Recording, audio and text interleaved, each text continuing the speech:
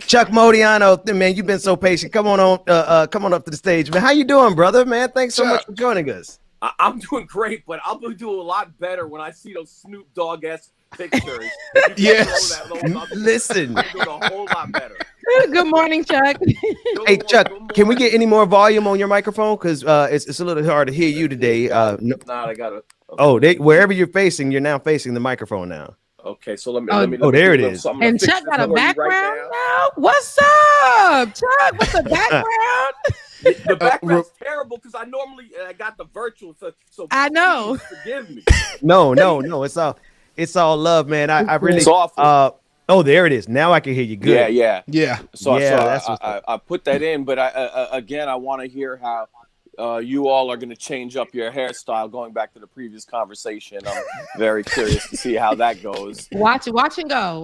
Listen, man, you dropped 20 pounds off me and put on some Snoop Dogg hair, and that's what I was looking like around the time in sync. No, not that far back, but yeah.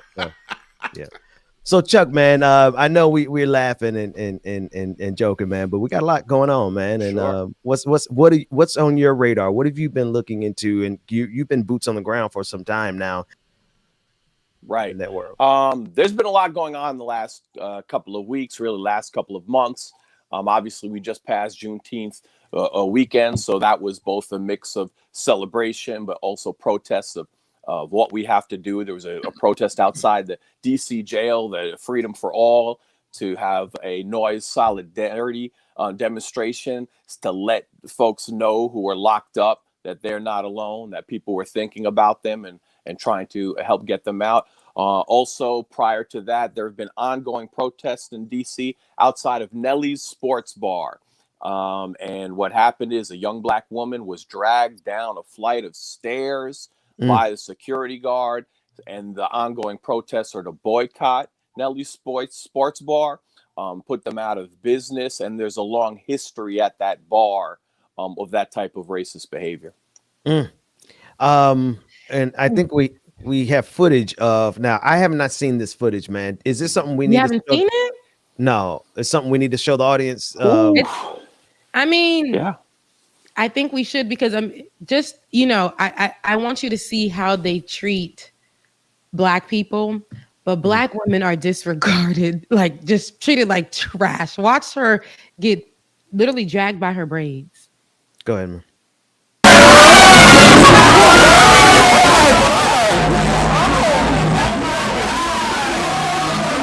Wait. Turn. Yeah. I tell you what, keep that on mute because I don't think we're gonna get anything meaningful out of that audio, but the video is horrific. Didn't you see her being dragged out like garbage? Thank you. The men Somebody stepped in, though. Let me tell you something. Yeah. Them men stepped in. Go ahead, Chuck. You can explain it because I know this is something that I saw off of your page originally, and I was pissed off. But those men weren't playing. They saw something disrespectful and definitely stepped in. But go ahead, Chuck.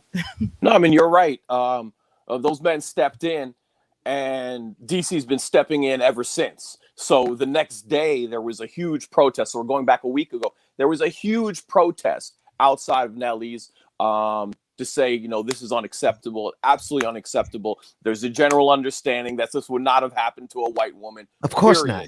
Never. Ever. And so there was then another protest this past Friday because what Nelly said, they said they're closing for a week. So Nelly's plans to open up in a week. Well, Friday, people came and had a block party outside of Nelly. So we're going to have the party right outside here. Keisha couldn't dance. We'll dance right here. And that was the theme. So there was a lot of love. And they still haven't opened. So that's a win. Every day they don't open, that's considered a win. They're being cost thousands of dollars. And then there's going to be another one this Friday. Each weekend where they can make money, you're going to see people outside protesting. The ultimate goal is for protesters to put them out of business. And why? I guess I don't understand. Help me understand. Like, was this a people are just minding their business, and for whatever reason, security gets involved, and security decides to handle another human being, another woman, a woman, no less, like an animal. Worse than because you couldn't drag an animal like that. Right.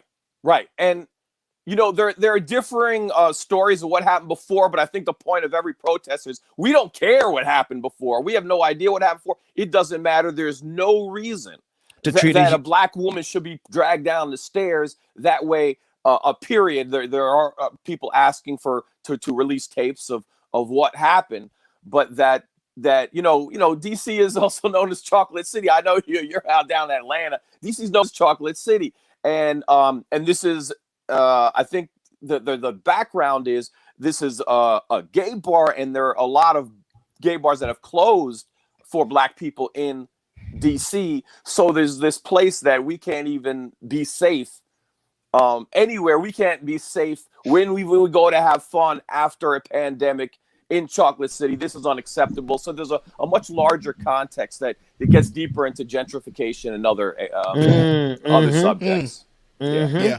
And Chuck, let me ask you, I know I've been following this story because at first, when I first saw it, I didn't know the full extent of what was going on until I saw the statement, I guess, from the owner of the club saying that he's apologizing sincerely that the bodyguard or the bouncer or whoever it was definitely in the wrong and that he's been terminated. Have they been doing anything else to try to assist that? Now I apologize, y'all. I stepped away because it got really hot in here. I had to turn my AC on. That's all right. That's a great question. And the answer is no. And the answer is no with history. So there was an incident in 2017 where a security guard who I was able to interview was treated really poorly. There was abuse, and I spoke to that security guard, and that security guard's former security guard at Nellie's, a black woman, said since the inception, this is how Nellie's has been. Since the inception, they've been racist since the inception. And then when I start tweeting, what was so interesting, I was tweeting all these interviews, and in the tweets, I was getting back response. Oh, Nellie's. Oh, they're racist. We know that. I mean, who doesn't know that? I mean, so once you put something out there, that's the general feeling.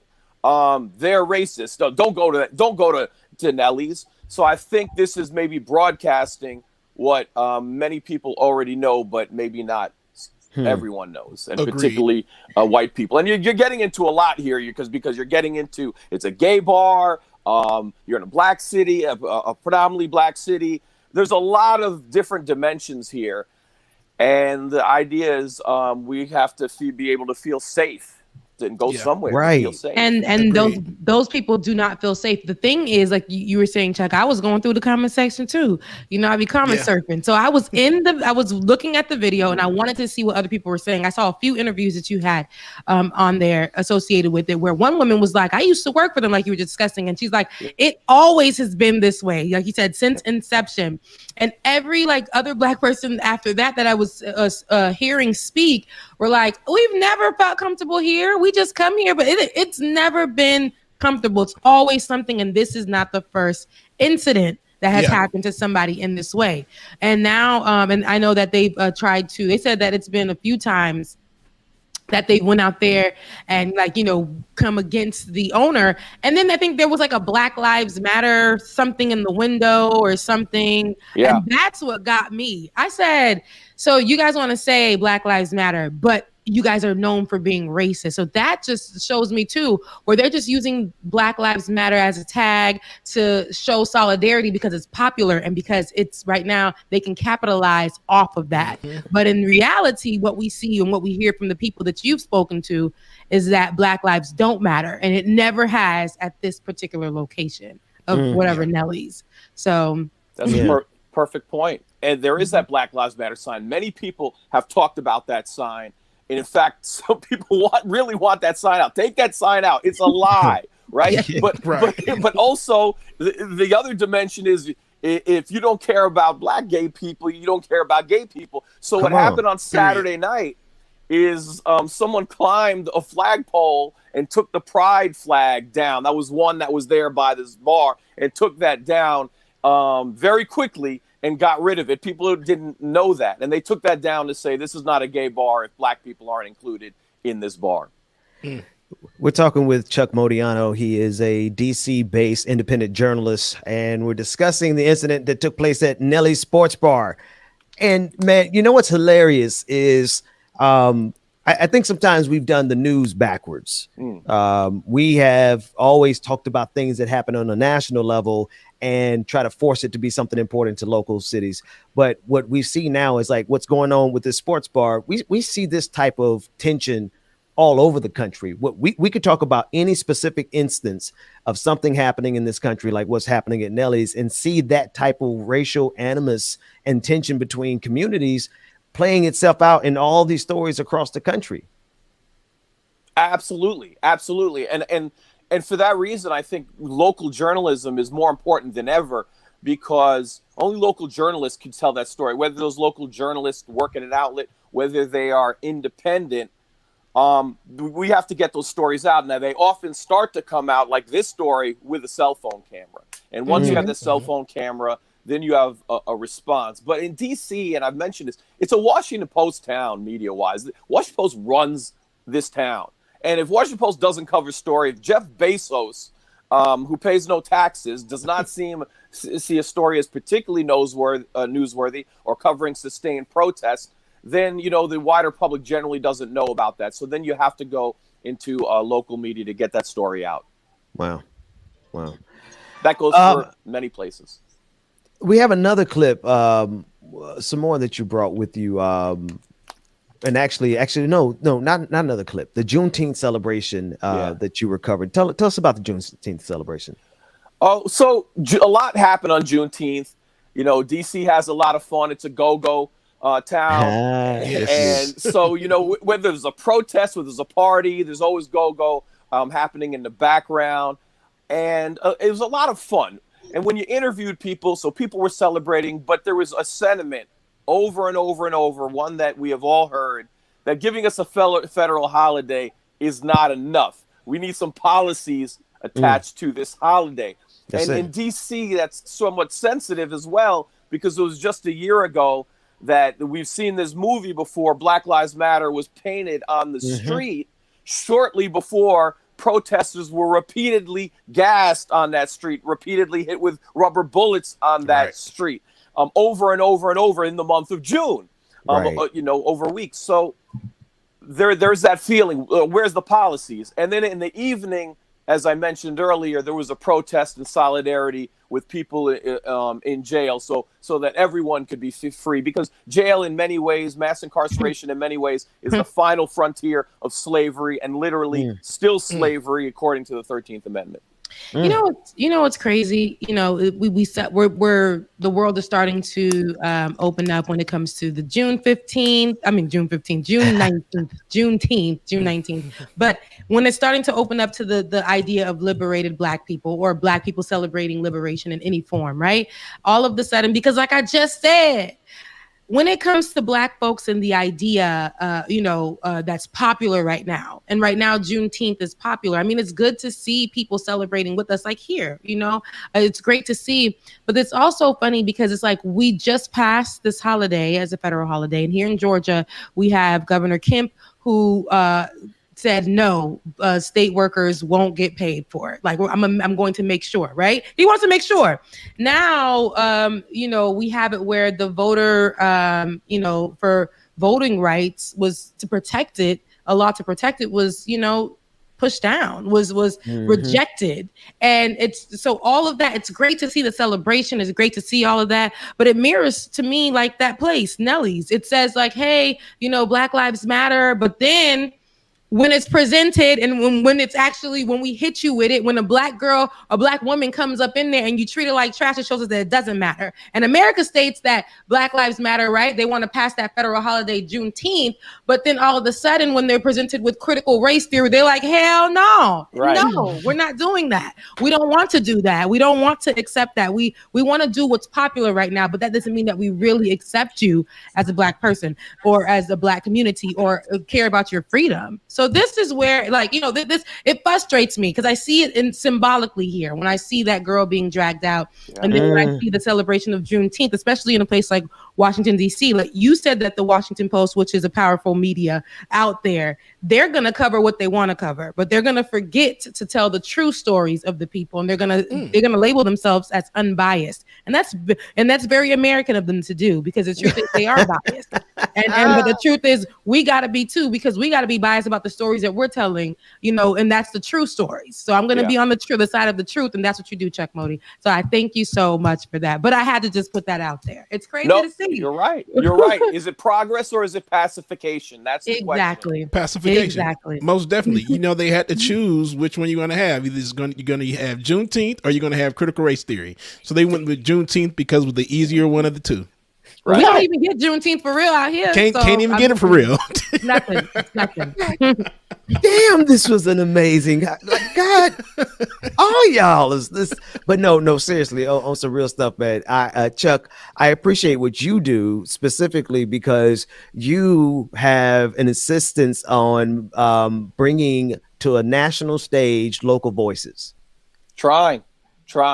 Yes. It's so critical, man. And you do it for the black people. See, I don't really like sometimes. Let me tell you, I don't really like when I see others be doing it for the black folks. But when you have a genuine heart as you do, it makes it's like you can't even we're just like, he's doing the work. And but listen, though, we can't even you're doing the work because I can see your heart in it. I can see that you actually But I have to make a correction. I'm doing it for white people to understand what's going on. I love that. I love it. Yes. Can I mess with y'all though? Okay, because Chuck, for years I thought you were black, Chuck. Me too. I was like, I had to ask him when you first came out. I'm like, is something in him? But it's I thought for years, and I was like, you can't tell me. Remember when Cuomo said he got a little black in him? It's because I got uncles, I got like cousins, like second cousin twice removed that look just like you, man. Like for years, somebody. I have no cousins who look like you though. I felt like that was a little bit racist, Chuck. And that's all right. I'm a white guy, and I'm doing the work. And I got to do it for the cousins that don't look like you, Big. I got to educate them on what's going on. All right, in fairness, I do have cousins. I do have cousins through marriage, but that's another story. Oh, man. Chuck, man. Hey, man, love your work, man. Hey, before this is all said and done, man, them boys on the street of D.C. going to have you out here saying fight the power with Black Panther uniform on, and man. He's already doing it. Sports, and he was so compelled to be like, it's a story to be told. Yeah. Let me put sports to the side for a second because there is a huge story to be told here, and he used his journalistic powers to do the right thing, and I love that. Is this how it is every morning? Because I'm hyped up right now. I want to know, how's the rest of your day after 10 o'clock? Like, how is it? Man. Empowered. It depends. Hey, man, listen, we have a good time around here. Like, we'll talk more about that off the air because it's hey, this is the vibe. This is exactly what we're trying to get, man. In between liberation and laughter. That's what we're going for, then man. I apologize for not tuning in every morning, and I apologize for this horrific background. Next time I'm going to come with a better background. You know, Chuck, the background. Chuck, you're really good because Rebecca normally would have got on you because the last guest, Mary, she was like, she went and did $3,000 window treatments just for Rebecca because Rebecca talked about it. No, I'm going to tell you the real deal. I like the virtual background. I'm using StreamYard. Now I got to make sure I get my virtual background for StreamYard to figure it all out. Man. We love the books, man. You look like a journalist on the way out. Right. Signature. That's why I knew. The virtual background is his signature. But the virtual background messed up our systems. We could every time you came up. It's all good. I will get the right background. He's like, but listen, I like this look because it looks like you're about to put on your pouch. You know the scene in the movie when the journalist throws on his pouch and gets on his bike and goes out and saves the world. That's what it looks like you're getting ready to do. Superman, Clark Kent. Is that what you call him? Well, I mean, whichever version. Like, I don't know if he's going to go. There it is. There. I tell you, white people always think they're ready. One thing about that was perfect. Ready. Love you, Chuck. Hey, Chuck. I'm gonna be honest with you. Yes, quiet as it's kept, I still think you black. So in my mind, you still a brother. Black. You black to me. Thanks for joining us, man. Hey, thanks for so having much, me. Chuck. I appreciate it. Hey, pleasure, man.